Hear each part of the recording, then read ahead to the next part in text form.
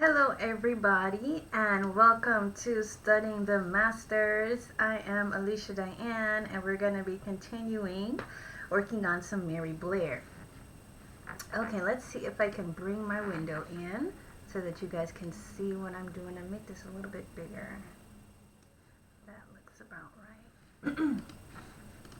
And let's see. All right, let's see. My Photoshop has been being a little bit weird. It's a bunch of Adobe I guess updates. That's I've been having updates every single day that I restart the program. I don't know if you guys are experiencing the same thing. If you are, let me know because I feel like it's just mine or something. I'm worrying if it's just my Adobe, and I just hope it's not. Um, Let me pull up my chair a little bit. I picked out this fun Cinderella fan art. No, well, not fan art. This fun Cinderella. What is it called? I guess it was called visual development piece. So let me see if I can. It's from this book, The Art and Flair of Mary Blair. And I'm going to be using this as references for the whole series. And I'm going to quickly show you. This is the photo we're going to be doing today. And I will, if I can remember, in my wacky brain, I'll show you again at the end of the thing. I didn't show last time because, like I said, I'm always now aware and concerned about copyright issues. So it's just for reference. We're going to be making our own.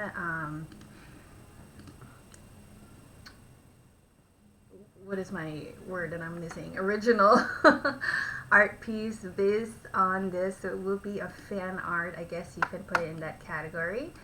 But I'm just gonna run through the sketch real quick, and if you guys have questions, then let me know in the comments. And if you haven't already subscribed to my YouTube channel, it's Alicia Dianne Art. I know we're premiering live on Facebook first, and then I'll be shooting over to YouTube. So if you haven't already subscribed to my channel, please subscribe. And please like this video. Let me have some of my tea. Oh, speaking of this cup, did you guys see that show on Netflix? It's called My Teacher Octopus, or My Teacher the Octopus, something like that. It was really good, like surprisingly good. I almost cried at the end. It's pretty sad. It's good, but it's also sad, and I don't know, it was just heartwarming because I was first, my mom told me about it. I guess she saw like some kind of ad for it on Google or whatever, and she's like, oh, this guy made friends with octopus. I was like, yeah, okay. Sure he did. He thinks he made friends with octopus because, you know, I've watched a lot of animal documentaries and, you know, what is it called? Fatal Attraction episodes where people like think that they become friends with the animal, but it's all in their head that they became friends with the animal. And so I was thinking it's just more than likely the same old, some crazy person who is probably a lot like me. I can tend to be a bit of an animal lover. I don't want to say fanatic, but borderline fanatic animal lover. And I know, like, what happens a lot of cases, people develop an attachment in their mind, and then they think that the animal shares the affections, and typically, you know, the animal is just being an animal, and they don't have any shared feelings.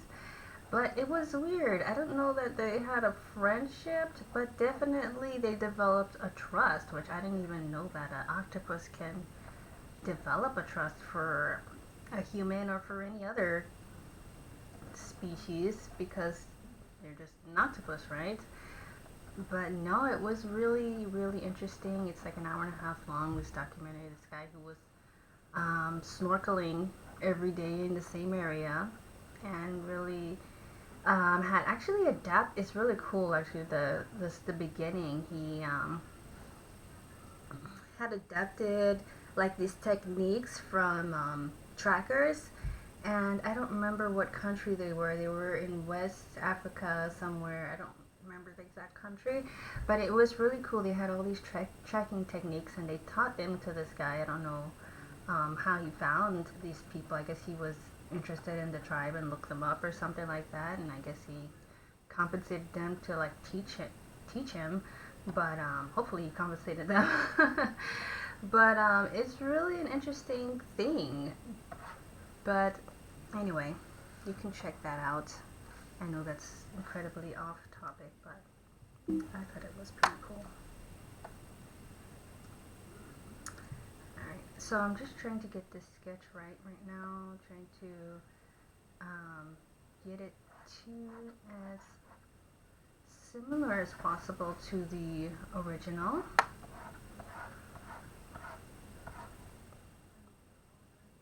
Her feet are, oh, definitely not looking at her feet before. Her feet are flat, not pointed. So I'll change that. I don't know why I had like a little, my window feeder was blocking it. I just, in my mind, pictured her feet to be like on tiptoes for whatever reason. Sorry, I'm kind of choking. Don't mean to be doing that. Let's see if it deletes that properly. Okay, I'm gonna bring this other foot down a little bit because it feels like it's in the wrong spot.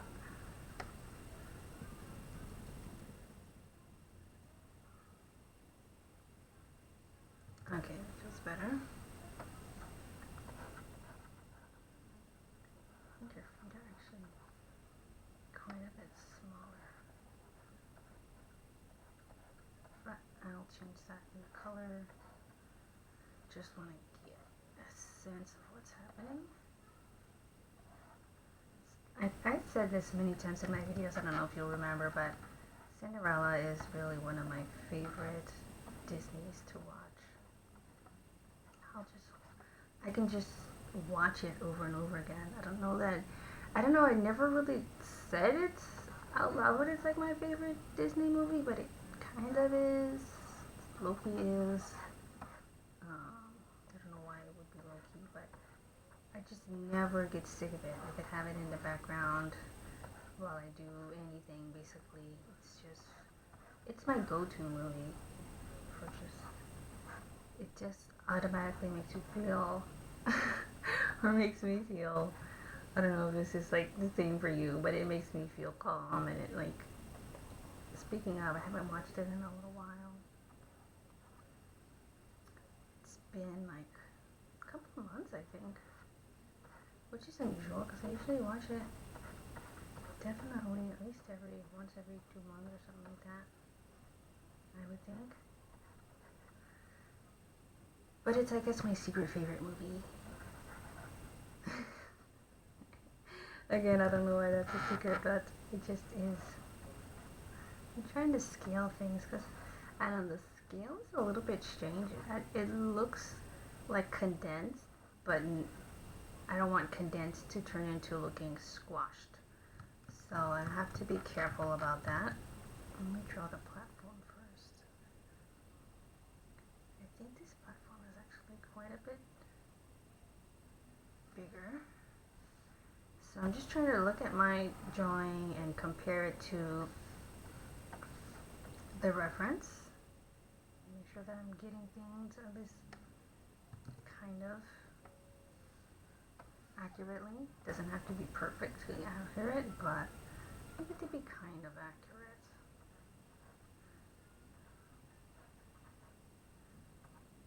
Can you even make this like, this looks like this is way longer actually. Way longer. It comes out like that far.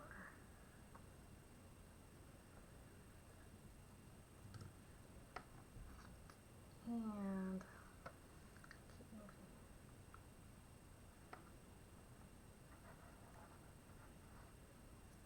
I don't know, is this the easy part for you guys? I think this is the hardest part. Or like the most focused part.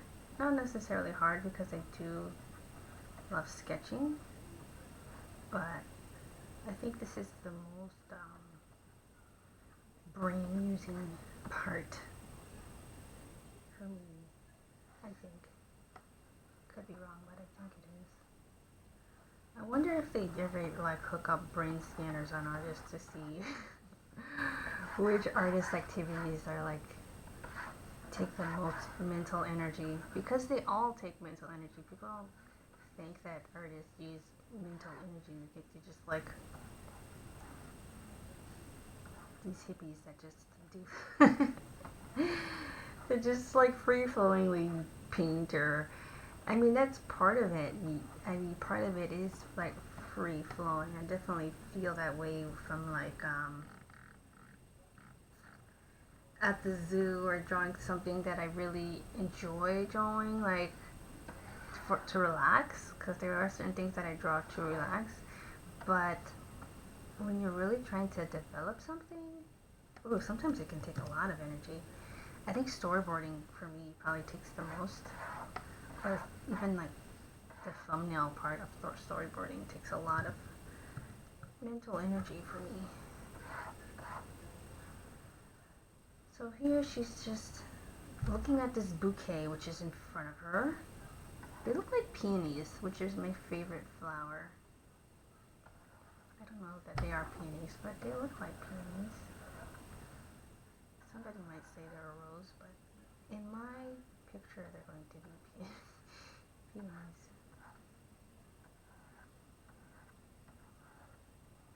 They're a very pretty flower.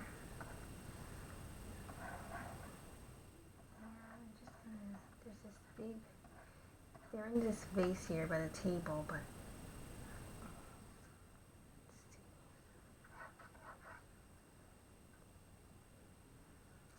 I think her arm comes out way more than I have it. Yeah, her arm comes out way more than I have it there. So I'm just going to move it over a bit. Because it's kind of, a lot of times in, at least I've seen in Mary Blair's visual development work, there's like she does a lot, she's not trying to be like super realistic at all. She's really playing with like exaggeration, even doing a little bit of like, dare I say, squash and stretch. But it seems like there's a lot of exaggeration in her sketches. She's not trying to be accurate, she's trying to be fun. And I think that's a good takeaway to learn from her style, is that it's really playful and it's really fun. I mean, there's the knowledge that just shines through, and I think that's what happens when you do a lot of figure drawing and you do a lot of plein air or like in-person sketching. You just kind of have that natural, I guess, knowledge that you don't even have to think about. They're just awareness of like proportions and awareness of anatomy and things like that just happen once you've had a certain level of practice. But with well, I forgot my point entirely.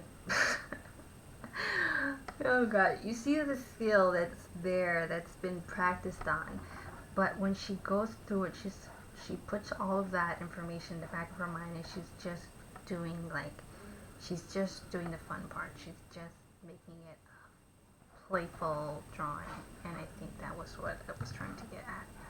Sorry if I teeter in my thought process. It's not on purpose. It's just the way I think. I think I just kind of, wait, what? What was I saying now? Teetering thought process. I don't know, that's a good, nice, I guess, polite way to say brain fart. Alright, so we're getting in, we're almost done with this kind of preliminary sketch thing we got going on here.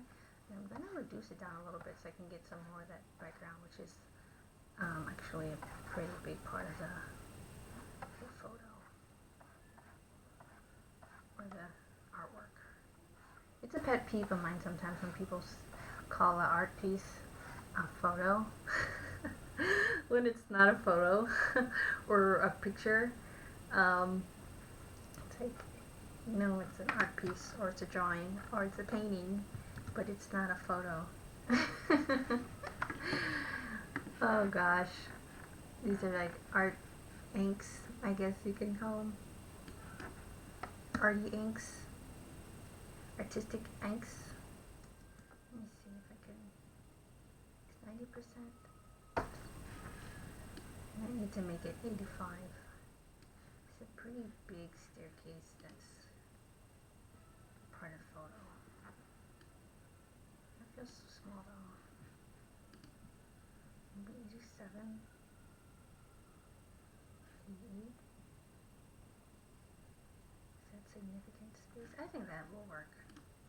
Okay, we'll make it 88%. I don't know, because there's actually a big mirror. I'm not going to be able to fit that. So actually, I think I'm going to make it 80. Yeah, and then so I want to get the gist of that mirror in, which it goes up to this way. Alright, I'm going to leave it here. I don't want to skew the proportions too much because I don't want to use too many like arty terms, but like the composition is part of it, where she places things in the photo. Where she places things in the artwork is part of the artwork. All of that is the composition, and that's important to know and be aware of. So I don't want to skip the composition or act like that's not important, because it is, especially I think it is. Oh no, what happened? Oh, I stretched it out too much. Oh, I made it full screen by accident. Oops. Let me see if I can put it back to its regular size.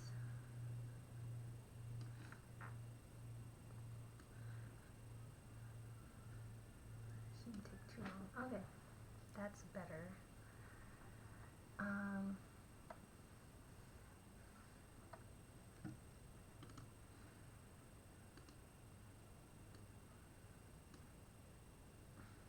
There's so many windows with this program that I use. I mean, it's okay, but it's just too much. I don't need to know all the stats.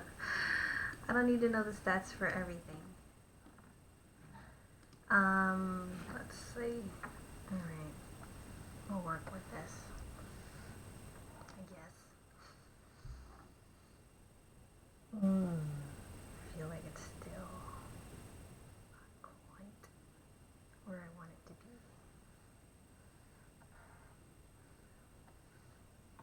Oh, this is frustrating. Alright, so this is part of the L's. Getting all of those proportions. Alright, so I'm still probably not going to have...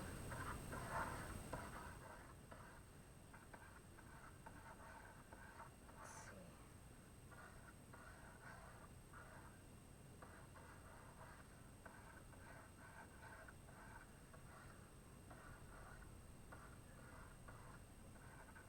Alright.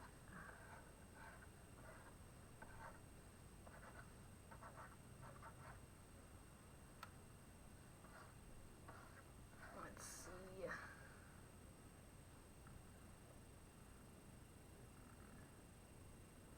Because the thing is so long, maybe I just need to change the canvas orientation a little bit, make it a little bit lengthier. I think I'm going to do that.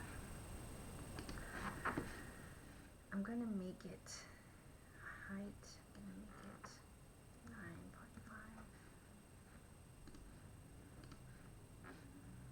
Let's see how that does.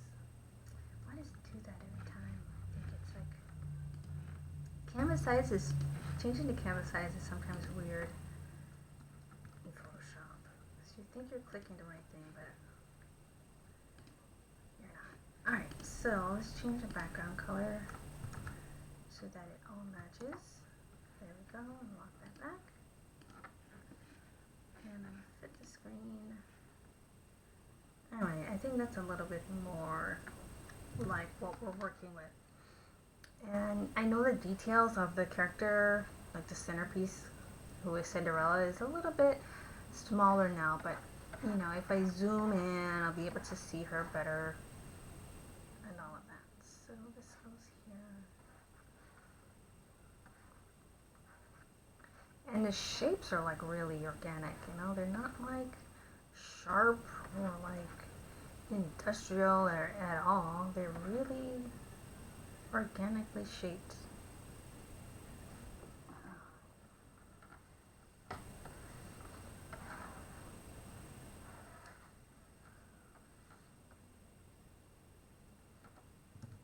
Alright. Beepity, beepity, beepity, beep. What's that Star Wars song in my head for some reason?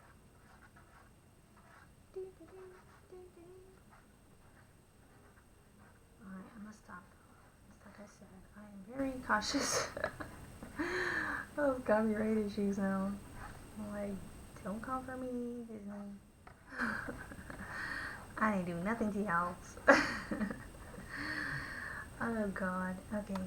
And it's just like a vague like impression of where that seat cushion is, you know.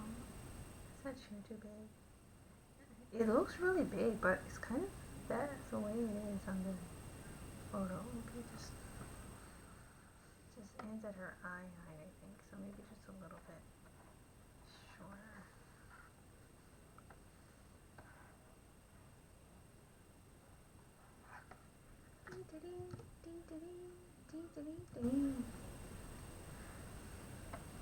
Alright, and there's a candelabra.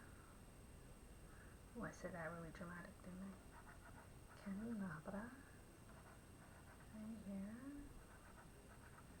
Let's see, just like, because the staircase is coming in this way.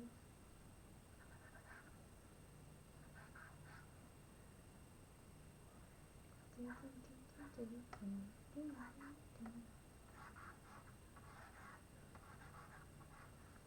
is that being that way?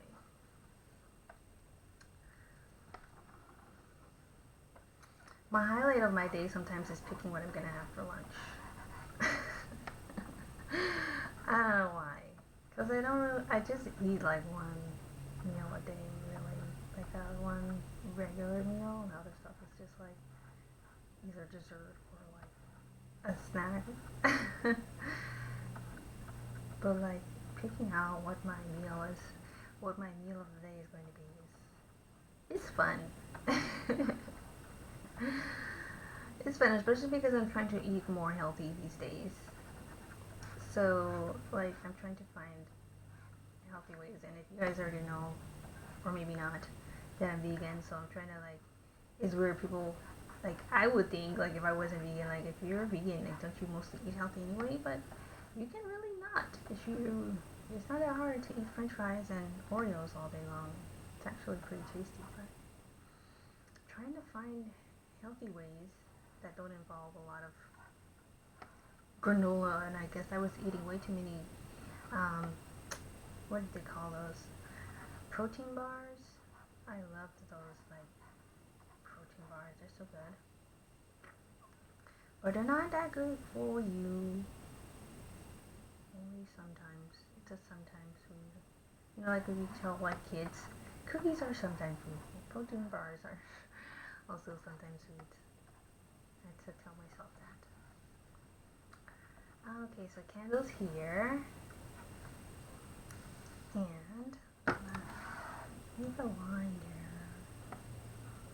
Because there's like a color change right there. I'm trying to make sure. Actually, see? I think that's actually a little bit closer to her.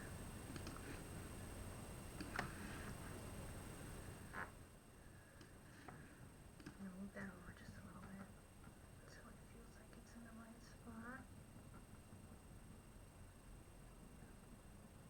Is that right?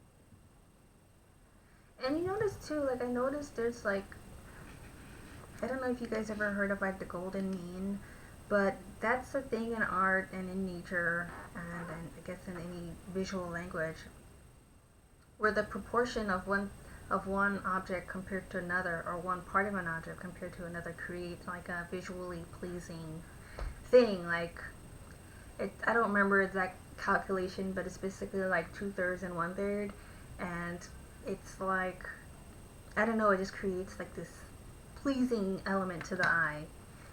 You guys can look up golden mean in Google and see it. And but it like once you get used to making art and finding, once you might not even know technically what it is.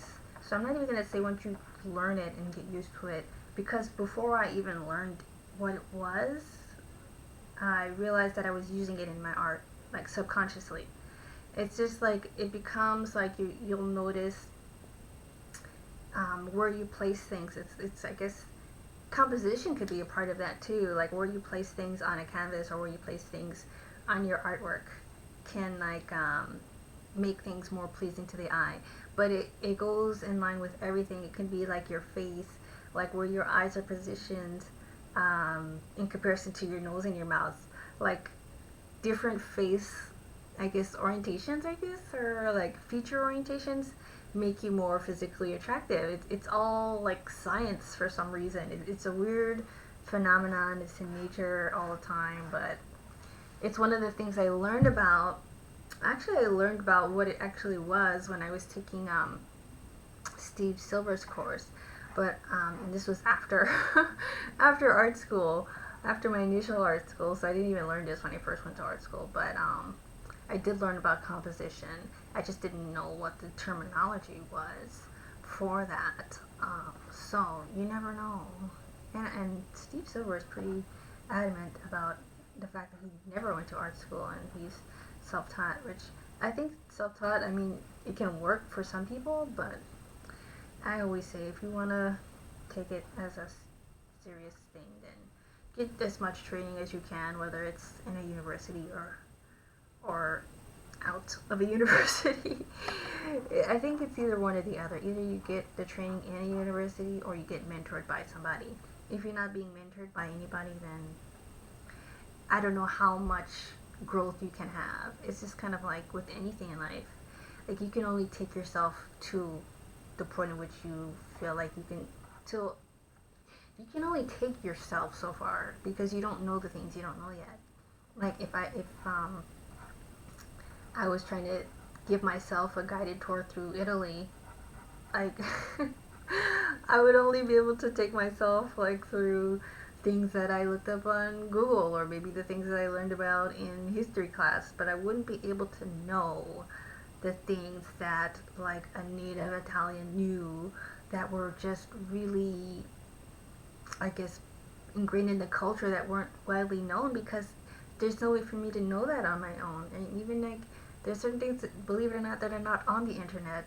So it's just like, or like there's so much on the internet you don't know which are really the right things. And I think it's the same thing with everything, including learning art. It's like you can only take yourself so far without someone who's already gone that way who can guide you. And I think that's with everything. So whether you go to university or not, I think that you should, if you take art seriously, then get someone to help you. Get somebody to help you. And your mentors could be your teachers, or your mentors could be like a coach or like some kind of, I don't know, somebody. Even if you're like being trained by somebody, if you get hired onto a job, I think that's probably like the only like, or one of the only ways I think you can replace college is if you get hired on to work someplace where somebody is really going to train you, because that person is as qualified, and in some cases more qualified than a university professor. So that's the type of person, somebody who is qualified enough is the person you need to like follow. Like even before art was a major in college, people were getting mentored since I don't know how long. Somebody's got to show you the ropes, I guess, and call you out where you're wrong, or like show you what you're doing right, because sometimes we don't even know what we're doing right. Isn't that the truth in everything? Isn't that the truth in all the things? I know, I think I'm spending too much time on this sketch. I think it's time to paint, is it? It could be. Am I spending too much time on the sketch? No, I don't think you can ever spend too much time on the sketch. The sketch is way more important than the actual painting is, in my opinion. there's like these kind of, they're not even like evenly drawn lines that are here. They're just kind of, looks like she did these with like watercolors or something like that. It's really fun actually. Maybe for one of these, studying the masters with Mary Blair, maybe I'll do one in watercolor. Because I'm actually illustrating in watercolor right now. I'm still working on my comic. If you guys are follow me and know that I've been working on a comic for the last officially when did I conceive this project? In 2015, but I started like really working on it in 2018, I think, and started like really doing the panels this year. But I went through many stages, and I'll talk about it for a little bit. I went through many stages of not knowing how I wanted to do it, if I wanted to do it digitally, if I wanted to do it like watercolor. That was one of my first concepts actually that I had started in 2018, but I had abandoned that this year. I had abandoned that, and I decided that I was going to go and do it digitally. But I realized that like and this is funny, I was just talking about like university professors, because my professor is actually the one that, you know, like strongly advised that I do it digitally. And like I did it digitally. I did like all the flat color, and I was gonna like go over it and do the lighting. And he didn't want me to do any of the lighting. He just wanted me to leave it in flat color. So I have the whole comic already done in flat color, but I don't feel happy with it. I don't feel satisfied with it. It's not the project that I feel like. It just feels like it's lacking something. And sometimes, I don't know if you guys have felt that, if you've completed something and you just feel like it's like, or if you're doing a painting and it's just like, it's only the artist knows when it's really done. Like nobody can tell the artist when it's done. Like it could be looking completely unfinished, but the artist says, "Oh, I love this. I'm gonna leave it just like this," and it's done. Or it could be like, and of course, like people can tell you if it looks like it's supposed to be super realistic and it just looks weird, then nobody's gonna buy it. But if the artist says it's done, then it's done, like full stop. But for me, it just didn't feel done, and that's where I was at. Where my artist brain just said, "No, it's not done. This is not what I wanted the final result to look like." Hold on a minute. Hold on a minute. I'll be with you in a little while.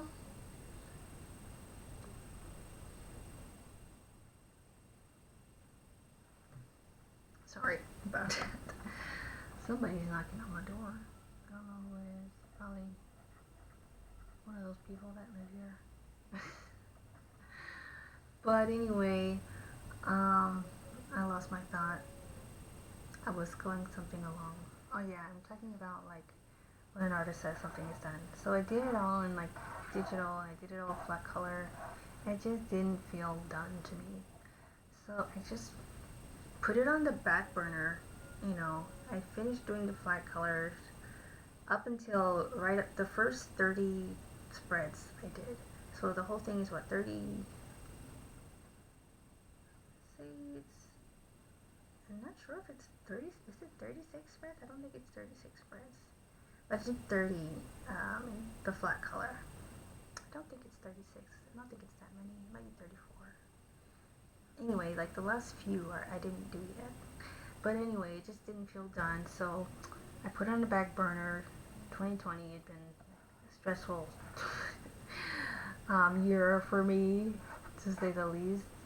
But anyway, it just happened like a little bit ago, and I was just praying about it, honestly. I was just like, I don't know what to do. I don't want to like be stuck on the computer like for the next however long doing all the lighting, and it just hit me like, just boom, like in a flash, just like, do the watercolors. Like, just do the watercolors. And I just like, hold on, I just dug up like all of the initial watercolors that I was working on. And to me, like looking at those, and I'm like, yes, this is finished. This is what I want it to look like. And it just was like a revelation to me, like, this is it. This is what I want it to look like. You know, watercolors are kind of like my medium. I love painting in watercolor. And I just feel like that's my strength. Like, I feel like some of my strongest work is in watercolor. That's where, I mean, my line art, I feel like I can do, it doesn't really matter. I can do it digitally. I can do it like pen, ink, pencil, whatever. Line art is for me, you know, the line art. But for color, I just really enjoy the way I color with watercolors, and I just think that it just sings more than any other medium that I use. And so I'm like, yes, this is it. This is what I want it to look like, and I felt happy with it. So I had been a little rusty, so I took a week just to do some wildlife paintings in watercolor, because you know the zoos have been closed for me and for everyone, but the zoos have been closed, especially when I was in California, so hadn't been to the zoo in a long time, and I just wanted to, like, you know, reawaken, I guess, my watercolor brain. So I just started, just spent a whole week just doing like the just doing the wildlife paintings, and I am now working on completing those final spreads in watercolor, and I'm enjoying the process. So that's where I'm at now. I know it's kind of crazy, but I'm enjoying it. I'm enjoying the process, and that's all I can say about that. Alright, so now we are done with the initial sketch, and we're going to get into some colors. So I'm just gonna pick some different colors that I like. Let's see. Maybe like a mustardy color. That one is good. I'm gonna go over it first with let's see.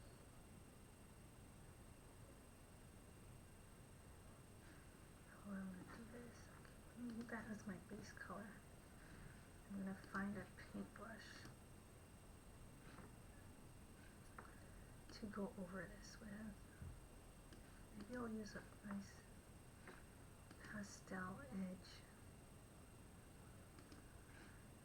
Just fill in some of these different colors that we're seeing. That's not right. It's a little bit warmer than that.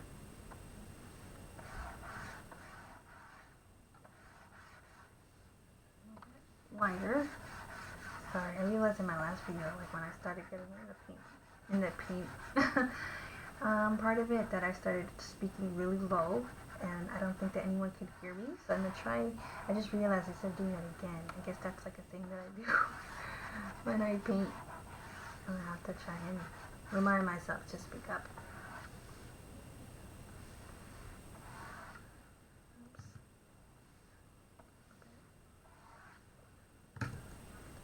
Need the brush bigger.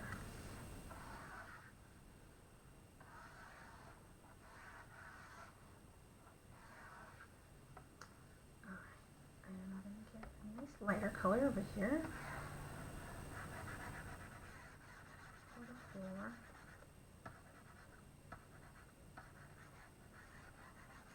I'm just going to paint over. I'm not going to feel like I have to make it perfectly, because the original, I want to keep in like the same spirit, I guess, of the original, which is kind of loose and fun. I want to keep it loose and fun.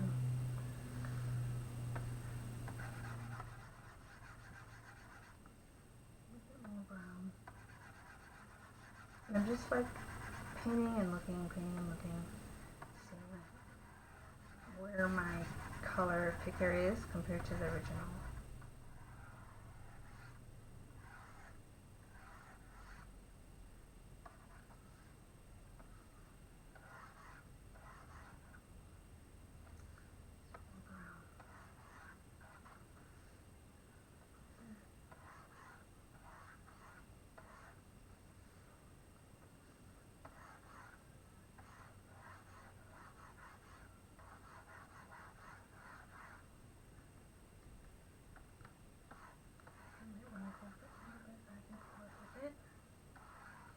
it went up blended a bit, so let me just keep on going. I'm gonna take this color here.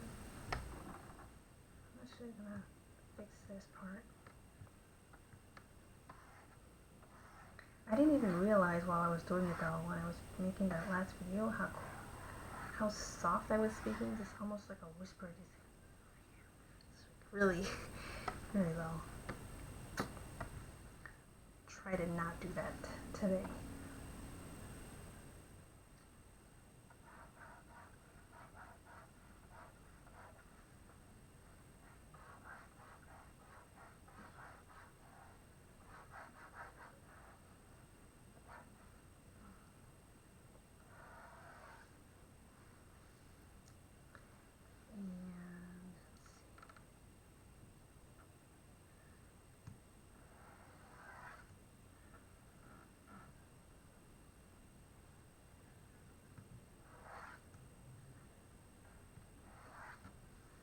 And there's this darker brownish color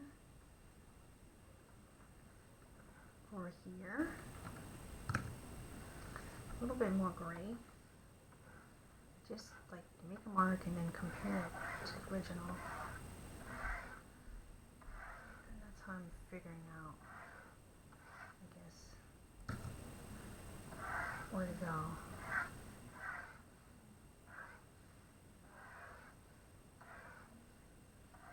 As you get farther away from the center, the object of, I guess the object, what would you call it?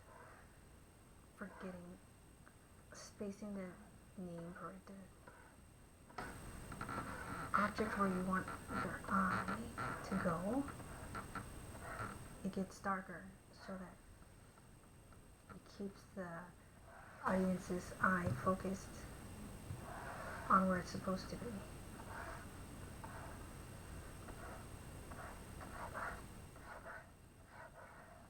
I'll even use some other darker colors to expand on that.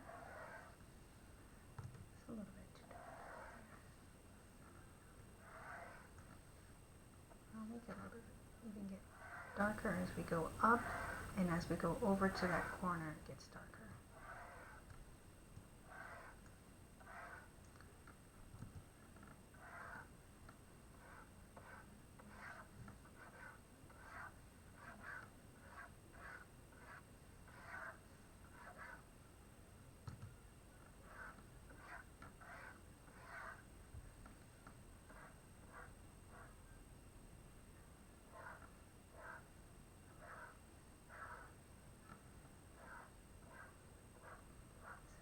Going over it till it feels more and more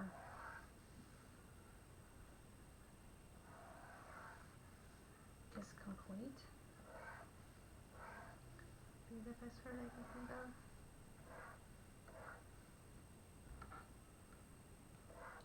So the higher up we go and the farther away we go from the center point, will get darker.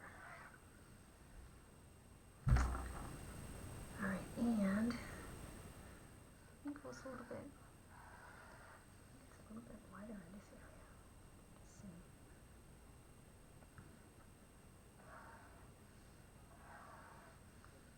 I'm seeing that, or this part here is a little bit, it's a little bit lighter. Oh, I think it's right. Oh, I know why she did that. She did that to, I guess,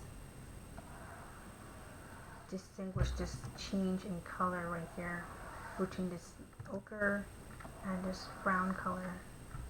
So that's why there's this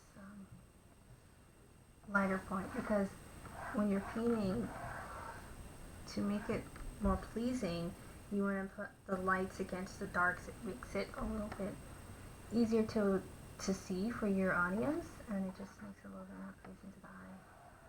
So that's why there's this lighter color there, right where she's having that change. Okay, so also this, if I was going to just make a new layer after that. So that's all the background colors. Alright, I'm going to make a new layer. And I'm going to start doing that mirror. Which is in this bluish green color.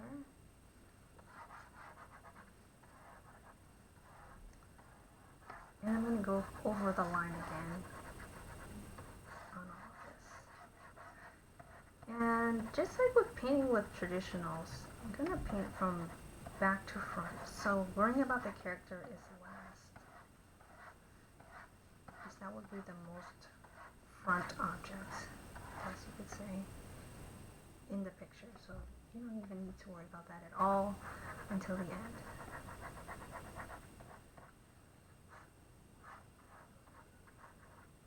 I forgot to draw her reflection. I'll have to add that in. Also, I like to look for where the complementary colors are. So right now we're already seeing complementary colors. Complementary colors in this painting is really that the wall against the mirror. So blue and orange, even if it's like not very distinguishable, and there's a lot of white in the top of the mirror and very light blue, I guess you can say, she's still thinking about, even if it's subconscious, adding those complementary colors. So the complementary colors here are blue and orange. Taking color theory will save your life. I want to say not literally, but literally it will. Once you understand, even if you just understand, I don't know, I think, yeah, like knowing what complementary are, but really like practicing and like training your eye to spot complementary colors is huge. Especially if you're not a natural painter type person, which for me, I had to really learn. It took me a minute to grasp it. Like what didn't come like immediately, because I'm more of a drafts person, drawer, you could say. But drawing and painting are not the same skill. Always remember that. Drawing and painting are not the same skill. You can learn how to draw all day and be horrible at painting. And you can learn how to paint all day and be horrible at drawing. It's not the same skill. I saw people in art school, especially when I went to graduate school, who were really good or really comfortable with painting. Couldn't draw anything. Couldn't even draw like barely stick figure. Not to be dramatic, but seriously, people that couldn't draw at all, who were painters. And a lot of people who gasp. Just like trace the drawing part and then paint, and do that for all their paintings. A lot of painters do that, so know your artist you're buying. I wouldn't want to buy a painting if I knew that the person was just tracing the drawings. Maybe that's just me, because maybe I'm like a little bit more particular about that kind of stuff, but I would want to know that.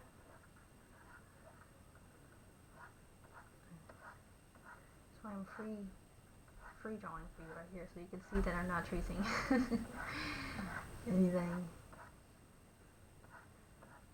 But I mean, I think, I don't know. I almost wanted to say it was fine, but for me, I don't like that. That's just for me. Some people might be okay with it, but I don't really like that. That's just me. It's fine if you don't, but I don't like it. I don't make excuses for you either. Alright, we're gonna do any other things on this layer? Yeah, I'm gonna do this gray part of the table, which is actually more of a red green.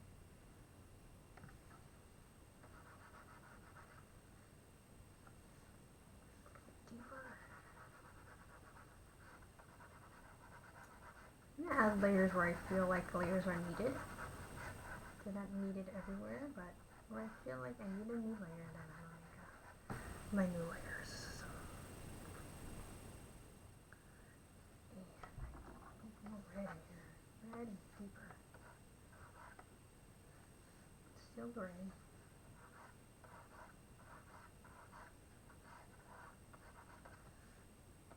Trying to get that right tone down.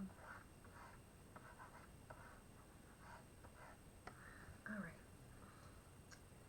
And I'm also going to put the chair cushion on this same layer. Just kind of a grayish. She also used a bit of that complementary over here too, but she also added a little more green on the chair. A bit more green than the mirror is.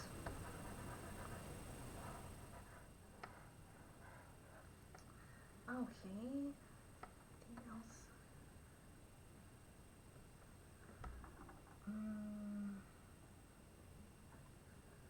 Is this a muddy color?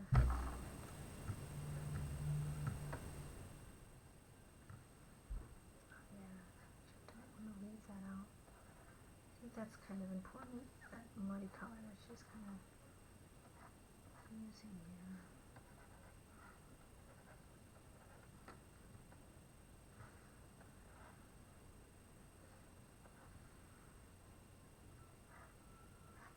Okay. Make a new layer. Oops. And I'm going to save, because you know how Photoshop is. And maybe I'll switch my brush.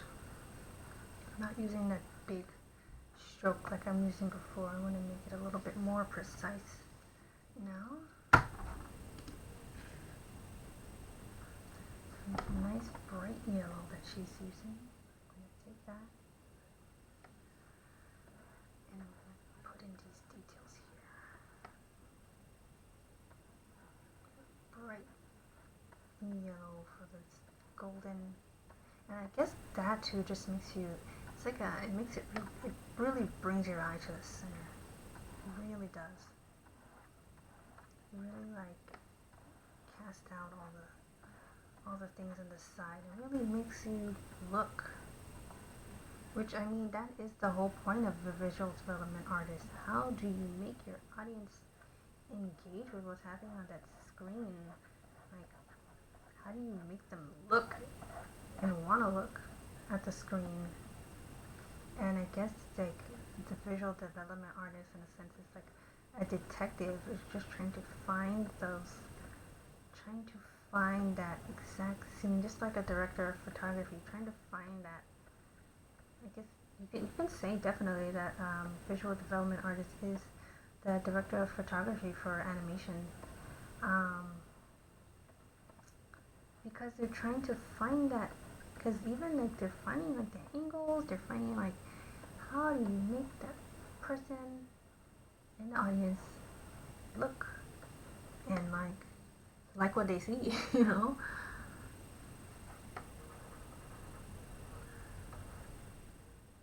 I see a part where I need to add to my layer beneath.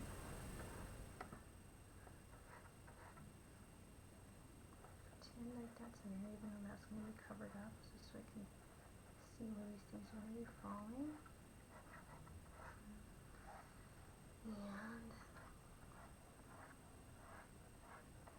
But we're getting there, guys. I'm starting to see it come together.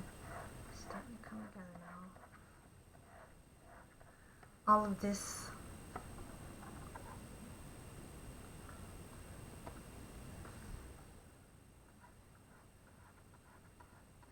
work here is starting to make sense.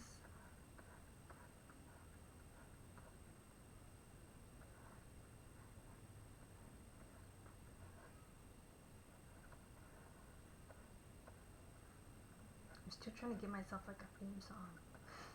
I need like an intro. I feel like I'm not like legit without an intro. So that is my goal for the week, is to make myself an intro for YouTube and my Facebook live. Because I just feel like, man, you need to like come through with like the legitimacy, you know? I know it's not required, but I don't know. I just wanted to feel like an experience. You guys come here, you give me your time. I want you to enjoy the time. You know? I'm giving me something. I want to give you something back, and hopefully you're getting something back from this. Just from these videos, but I want it to be like a fun experience. I don't know. I feel like intros are important. Maybe it's just because I grew up in the 90s and intros were very dramatic. No, but for real, just wanna have that. Just wanna bring that. I guess I can say I would like to bring that to this experience.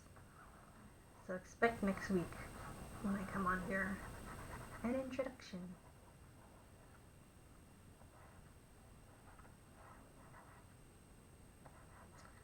Alright, we're getting close, getting close. Alright, let's see, what else I want to put on this layer. I want to put that brown for couch, chair, whatever it is. A bit less saturated. There, and that's another thing, you like look at the temperature too, like how saturated is it and how desaturated, which means like what has less of the pure color and more like black, white, or gray in it. Specifically gray.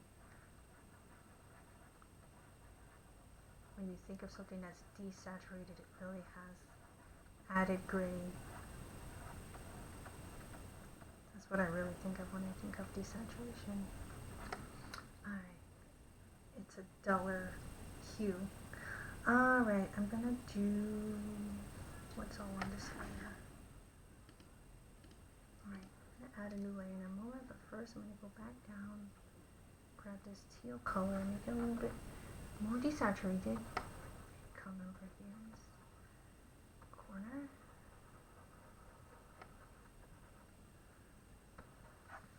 I need it even more gray. Yeah, that's better. This whole area is much more gray.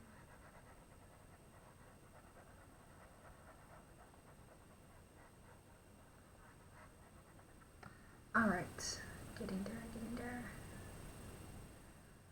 Go back here, and she just has these little, I don't know if I have enough space for it, but she did put the little added detail of hearts on the mirror. I'd like to add that because I think hearts are important. At least she put one heart. It looks like it's just one heart, and this side is something, it's just like a curl on this side. I still think it's cute. Makes it very Disney-esque.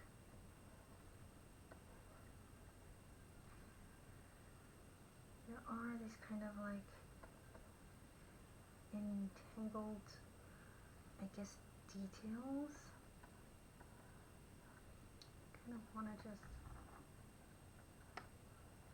at least mimic a little bit with this smaller brush.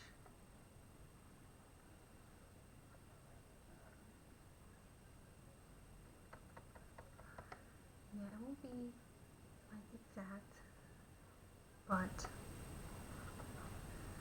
it's a little bit more orange. It's a lot more orange actually in some of these areas.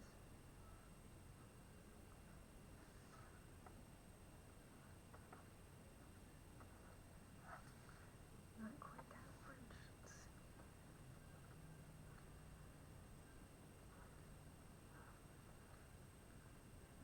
That's a little bit more like it.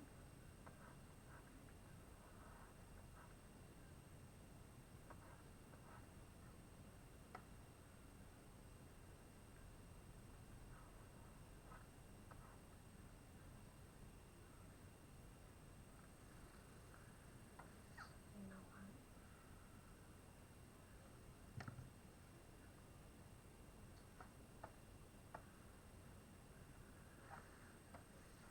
Let me see.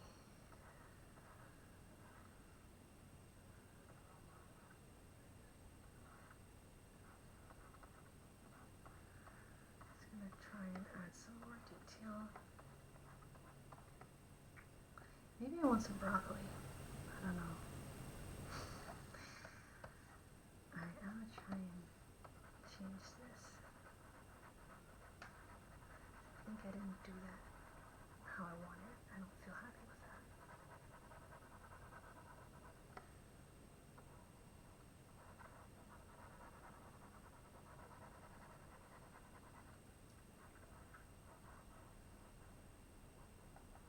Alright, let's try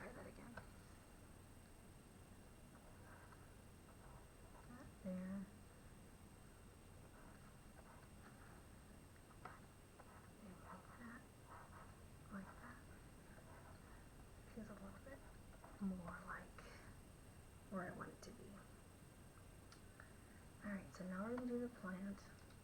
Maybe I'll just do the plant on its own layer. Take like a very close to black color. I want it totally black, but close to black.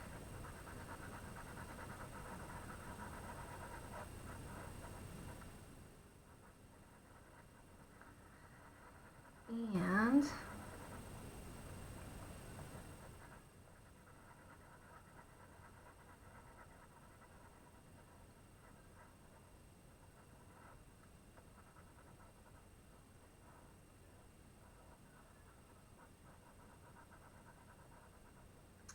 I think I made it too light. Make it a little bit darker. Because it is really close to black on the reference or the original painting.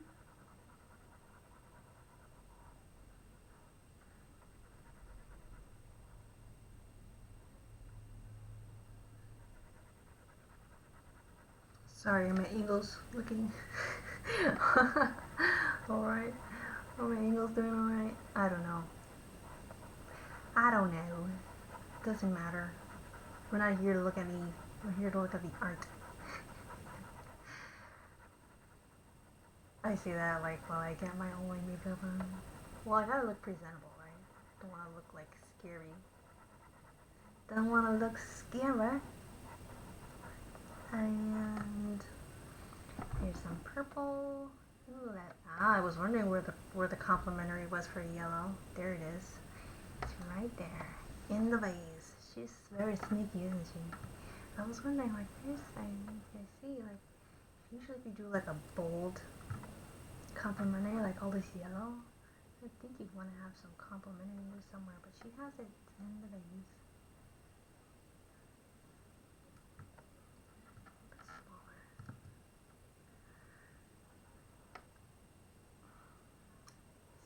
Like squiggly lines.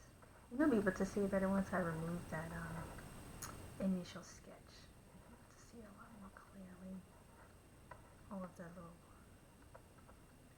pattern work in there. Alright, now we're gonna do the flowers.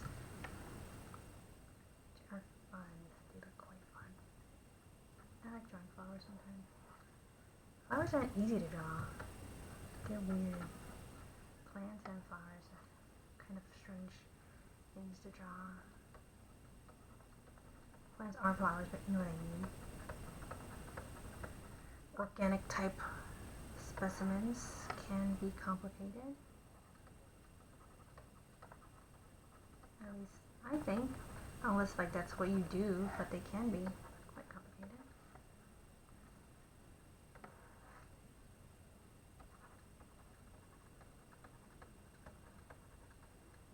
I like that she wasn't really afraid to do the black, because who would think like to do all of these, like, maybe they're roses, but in my painting peonies, who would think to do all these peonies with like just black vines? She has green too, but most of the vines are black, which is kind of neat. A little bit more yellow. Yeah, that's the green I'm looking for. Yellow green.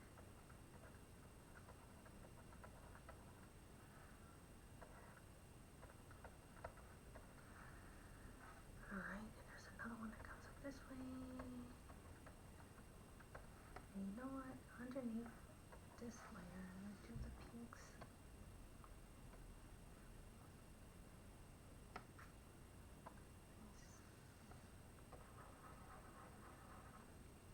One, two, three, four. And let's save that one for later. Maybe I'll just put it there for now since one is on her head. And 5 and 6 flowers. Nice round number.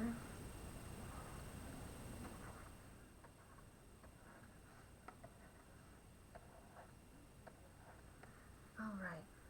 And I'm gonna actually, underneath that layer, I'm gonna do her reflection. I'm just gonna rough it, because why not? It looks like it might have been kind of roughed in the original. Nice skin tone complexion. Actually, their faces. Yeah.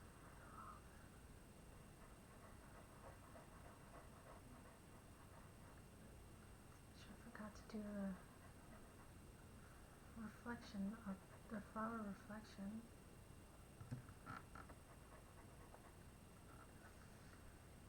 Nice blue color. Blue gray for her shirt.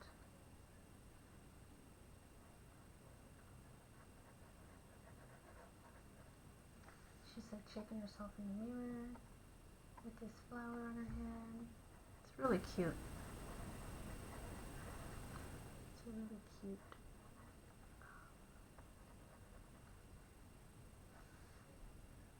photo. My pet peeve word. Artwork. I like it a lot. Not just because I love the movie. I just think it's cute. Alright. And because the art is actually pretty rough. It's rough, but it's like an educated rough. Like she knows what she's doing. Like she's a pro. You can say what you want, but Mary Blair was definitely a pro. What she did. Some peachy. Some very more ready, or actually pinky lips. It's so cute already. I've seen it. Oh my god. I love it. I want to make more art like this for myself. I just think it's so cute. This is the type of art that I would want to have in my house. Just fun.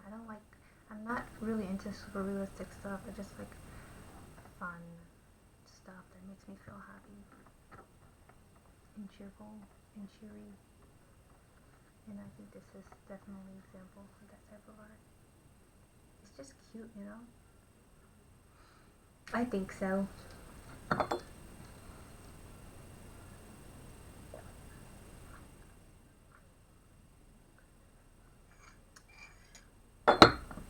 My octopus tea. Well, hopefully it's not real octopus. Vegan, remember? I'm gonna save it to this uniform shop. And I'm gonna zoom in for this one to get her details. Now we're getting into the details. We're almost done. We're gonna get into the fun part, which is Cinderella, and then all we have to do is just finish up like the last little details of like the staircase and stuff. But now we're ready to do Cinderella. Oh, that's the flowers. I should name these. Maybe I will eventually. Reflection. Mirror stuff. Stuffs, because I like the word stuffs. Glass. Okay. BG stuffs. And BG brown. Okay. And that layer is the sketch. Alright, so that I know what the heck is actually on my painting. Alright, and I'm just going to go over the sketch now. I'm going to go over the sketch, and I'm going to start clean up. Alright, so I'm going to take her same reflection color. I'm just going to paint over that rough sketch.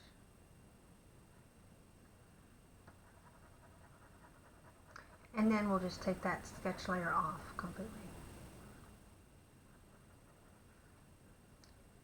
Okay, so it looks like she's up to her here.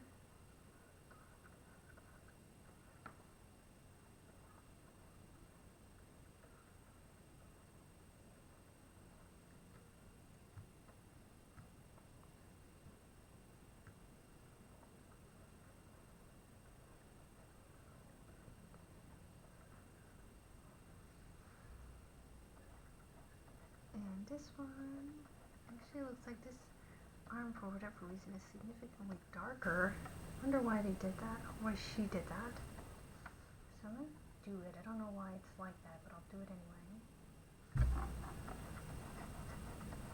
Maybe it's like a contrasting thing, I don't know.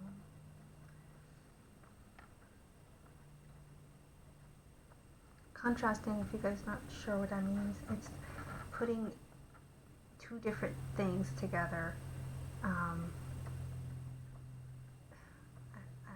just lost my thought completely. Contrasting is almost like juxtaposing, which is even a more complicated road. It's putting two different things together to, dang it, I had like the perfect definition in my head and it just left. It just went bye-bye. Contrasting, well, in colors, it's putting two different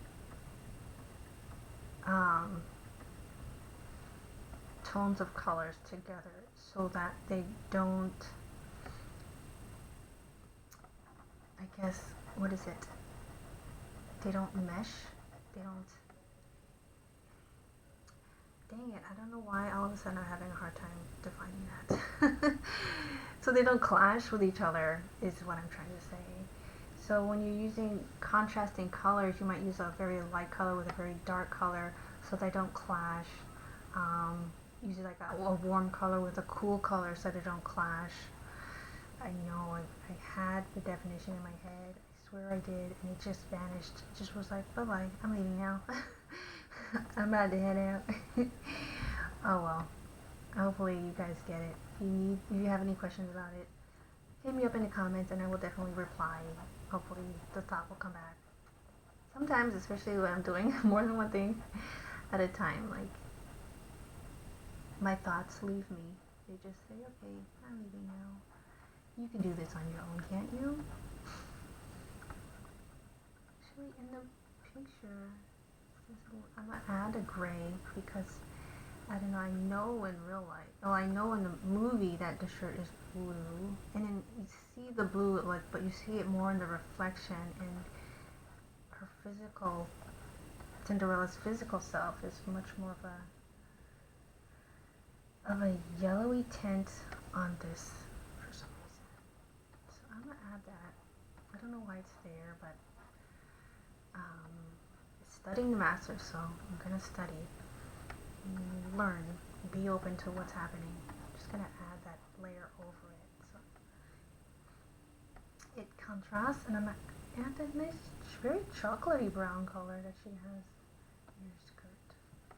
Very chocolatey. Actually, it's not even like a skirt. It's like a jumper because it starts in her tunic area, I guess.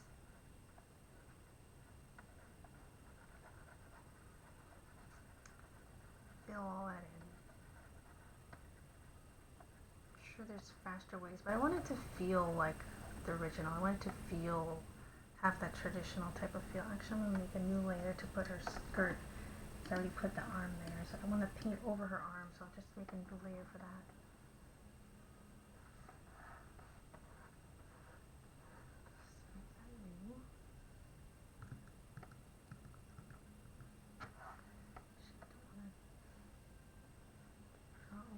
Either where her apron is. She has an apron over all of this stuff too.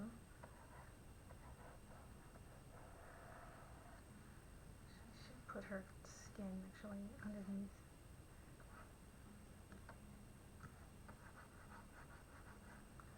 Before I do the skirt, I'll actually add her leg color. We're almost done, guys, I promise.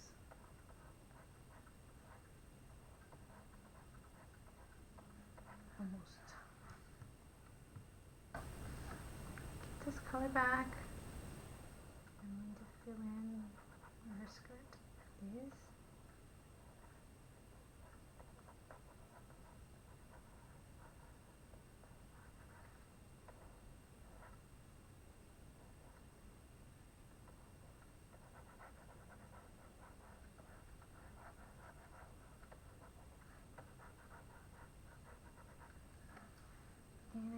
for this, I think I can just go ahead and not do this all by hand because this is a pretty solid block of color and I don't think it makes a difference visually. So I'll fill this all in with the brown. And I do want to go over it though, so you give it that kind of canvasy type of look.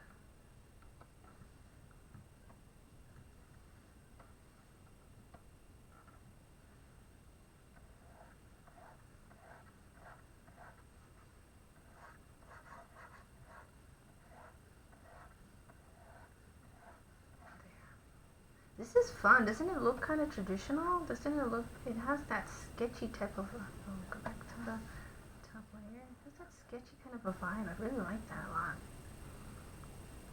Alright, I'm going to go in and add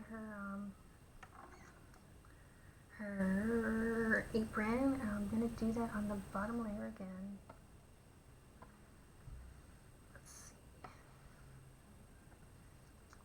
Go ahead and do the same thing. I'm just going to fill that in.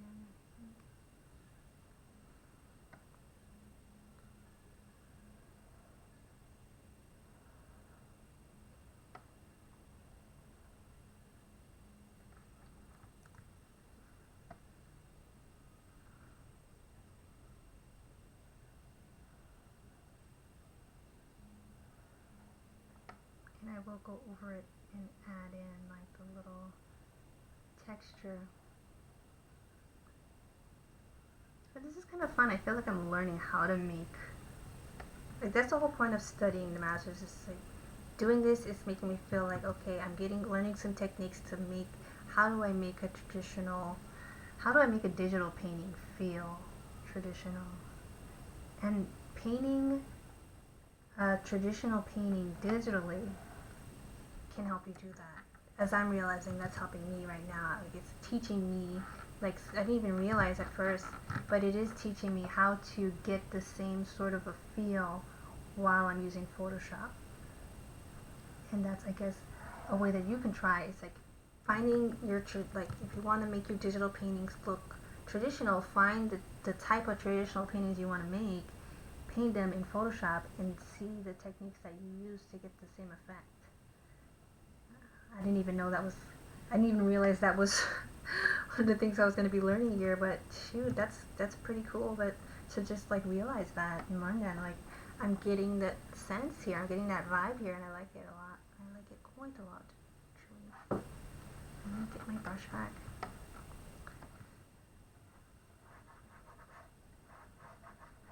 And I'm just like, even going up, that's like one of the things too, just with like this thing that I didn't even realize is grayish color, just going over it with the textured brush and adding that grayish color, it's giving it that vibe.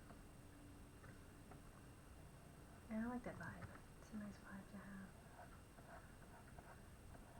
I'm gonna go over this corner with the texture brush too to just get that rough sort of an edge off of there.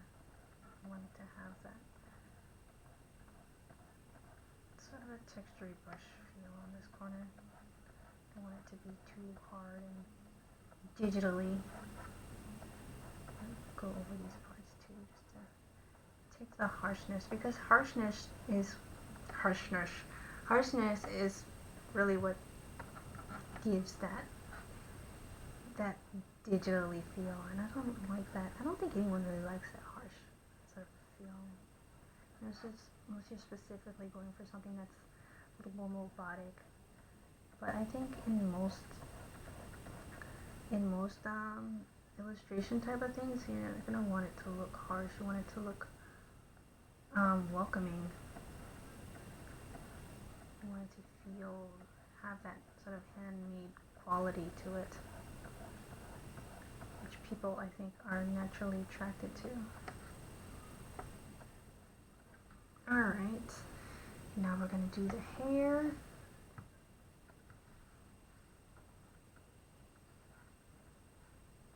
Oops, wrong layer. Go over here and add that here.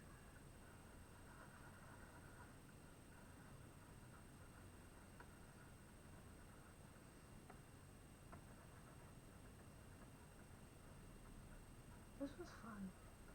I enjoyed this one a lot, actually. I must say. I quite did.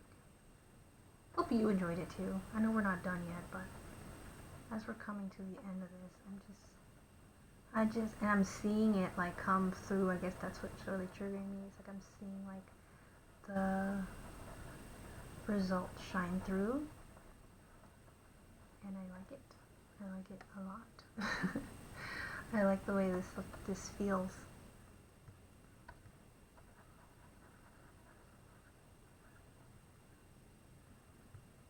Actually, you can just see a little bit of her nose sticking out there. Let's see if I can get that.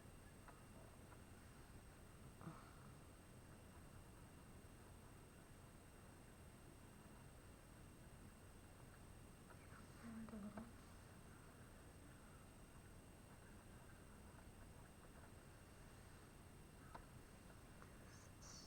Oops. Sick red type of streaks on her cheeks. Like that cat, Lucifer, scratched her up. That's what it looks like though.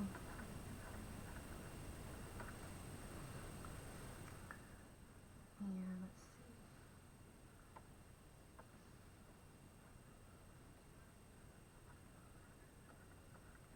Just little tiny details we're gonna do now.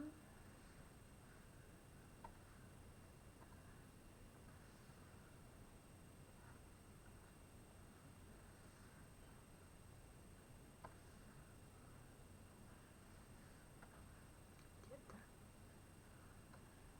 brush back. Add the texture. Come on now.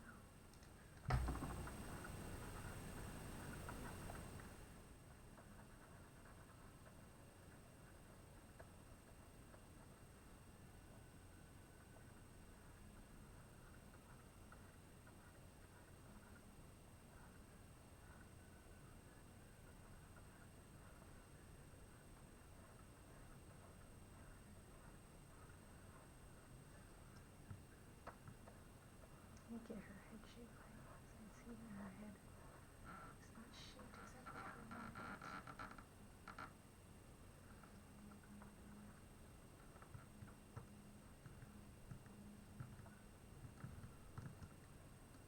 Okay.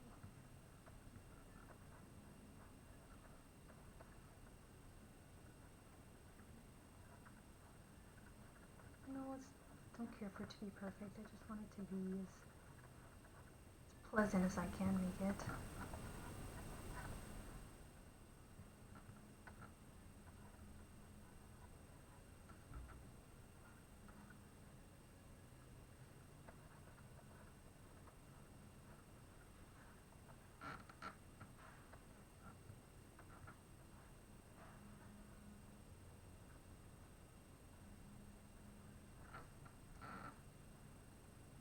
Okay, we're getting there. We're definitely getting there. Oh, I need to put a little reflection.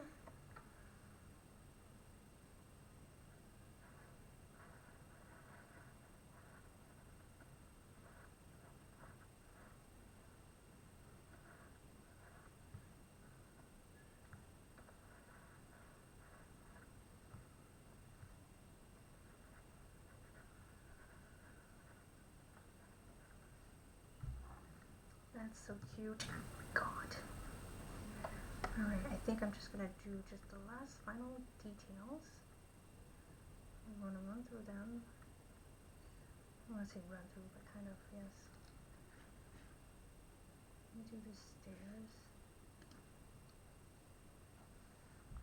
It's like a purpley color.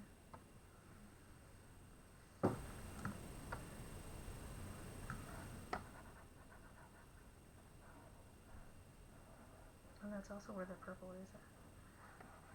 Complementing that yellow. See what she did there? She didn't make it too obvious because she used some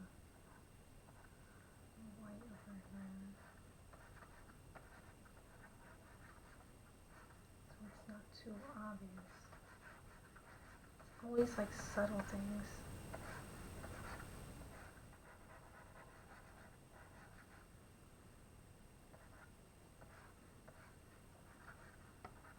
She's gonna use a little bit of yellow in the stairs.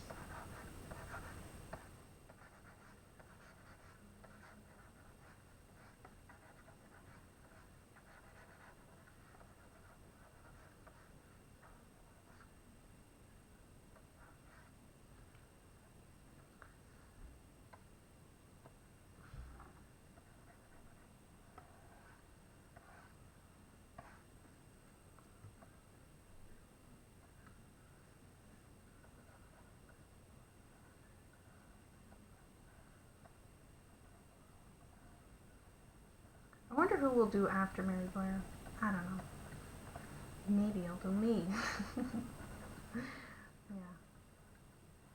No, but I really enjoy like the learning process of this. It's pretty interesting. It's pretty cool. Hopefully there's more things that we can gain from this. Let me know if these are helpful. I mean, the reason why I did these games is because I got some feedback that said these videos were really helpful to somebody, to some people, and they really enjoyed this process. And so like, I'm gonna make more of that. Just want to do things that are helpful and do help you learn wherever you're at. So hopefully these help you. I just like making videos. And making art too, of course. And you teach me too. Teach me a lot.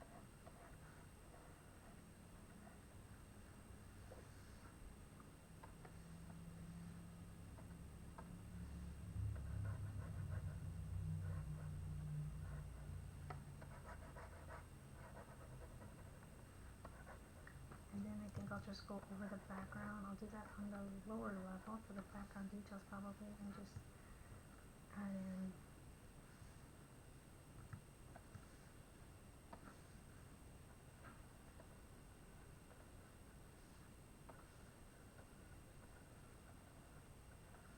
make it a little bit different.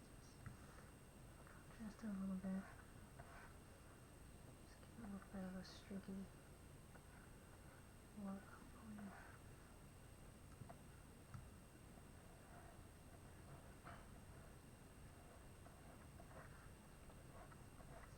Thicken out the shape and to give it added texture.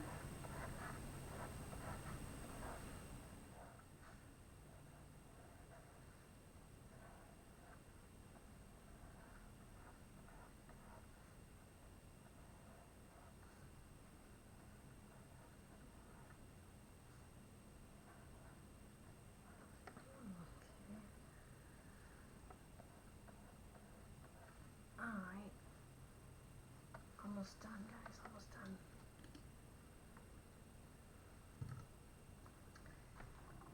We're going now with the BG stuffs.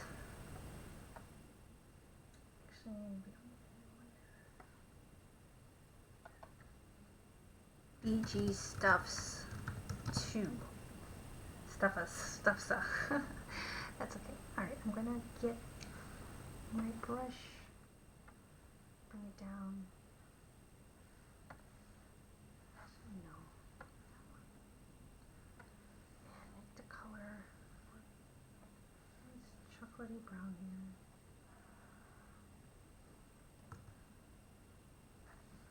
Maybe not too dark.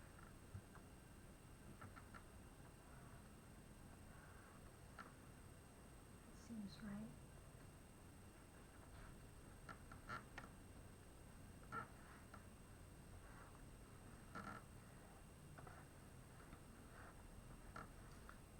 Let's put this down so I can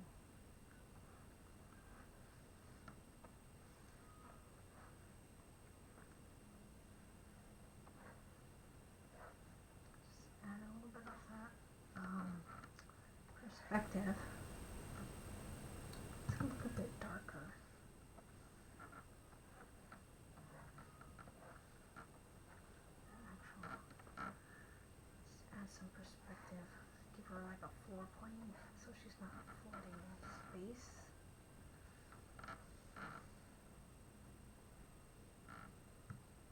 Show me this color.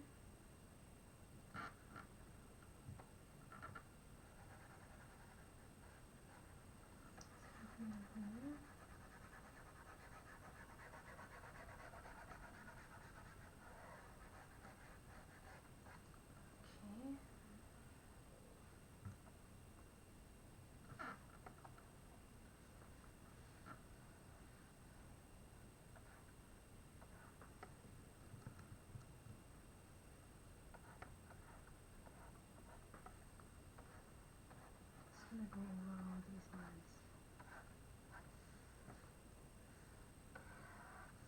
They're not meant to be. Let me take this back. So let me change my brush.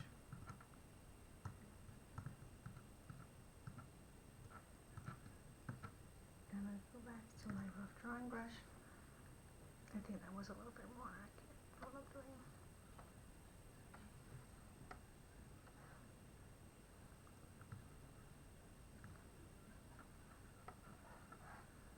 I want it to be a little bit more. It's a little. This part is a little bit more rigid.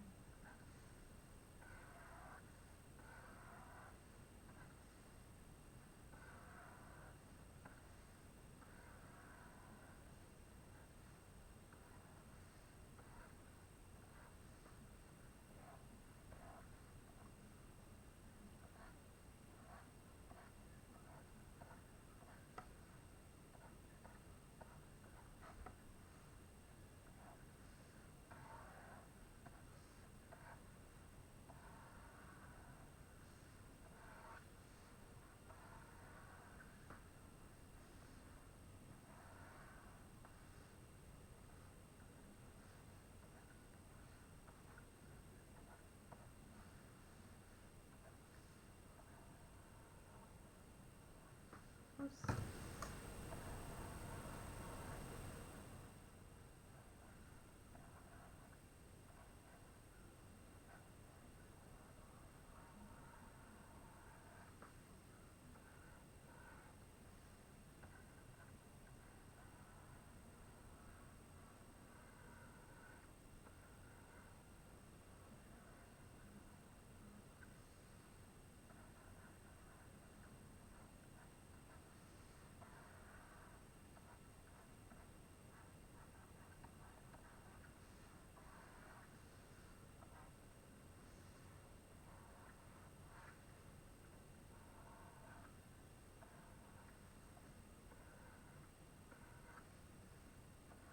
But this little portrait painting is really just a little insight into Cinderella's personality. And I think personality is probably the word of the day when it comes to visual development, because that's so important. I mean, you can be a great painter all day, but if you don't have personality,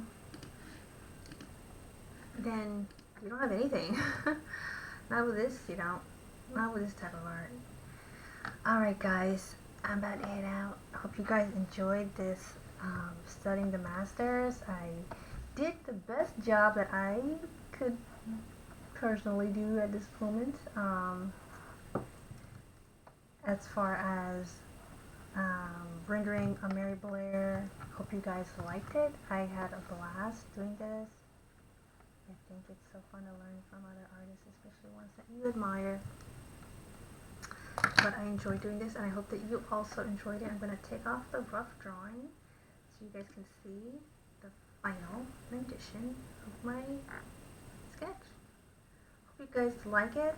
Oh yeah, I forgot to do, let me just add one little, artist work is never really done, is it? Her little shoes. Don't want to like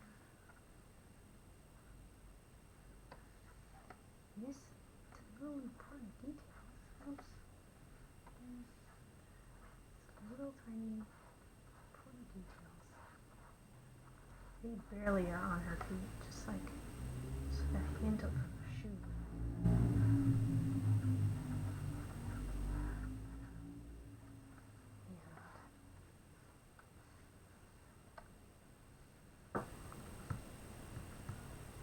this color real quick. Sorry. My work is never really done, is it? Just like to smooth this part out just a little bit.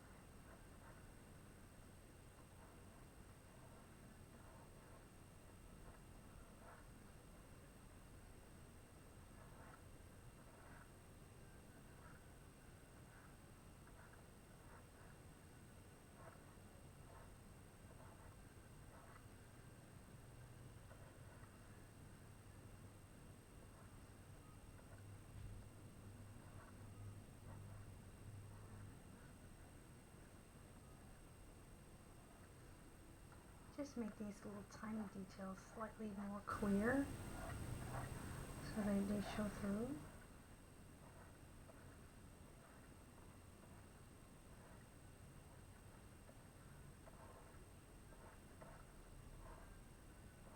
Little details.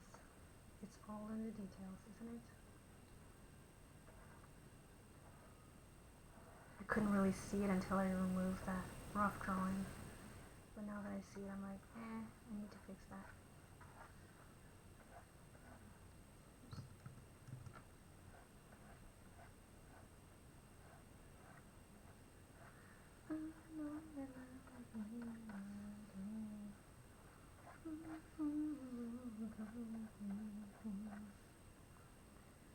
Okay, guys.